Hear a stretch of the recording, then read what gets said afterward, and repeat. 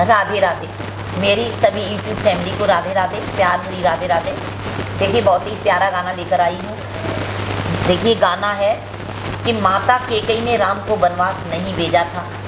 एक बार अकेले में राम जी गए और मैया कैकेयी से कहने लगी, माँ मुझसे तिरवाचा वर दो, मुझे कुछ चाहिए आपसे। माँ कहने लगी, बेटा मैं तुम्हें बहुत प्यार करती हूँ, क्या लोगे? तिरवाचा वर दिया कैकेयी ने। तो राम ने कहा, माता मुझे वन जाना है, मुझे वनवास भेज दीजिए। तो माँ रोने लगी। कोई माँ बहुत प्यार करती थी कैकेयी राम जी से।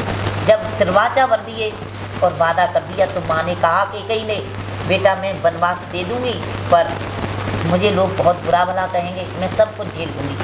और माँ ने अपने दिल पर पत्थर रखा कैकेयी माता ने और राम को हाँ कर दी। तो देखिए आज कैकेयी नाम कोई अपनी लड़की का नहीं रखता, और कैकेयी माँ बहुत ही अच्छी माँ थी, ऐसा प्यार कोई माँ नहीं कर सकती। तो इसी पर मैं आप लोगों को गाना सुनाऊंगी। बोलो सियापति रामचंद्र की जय, सत्य सनातन धर्म की जय। माता कैकेयी को दोष लगावे, राम अपने कर्म बन जावे। माता के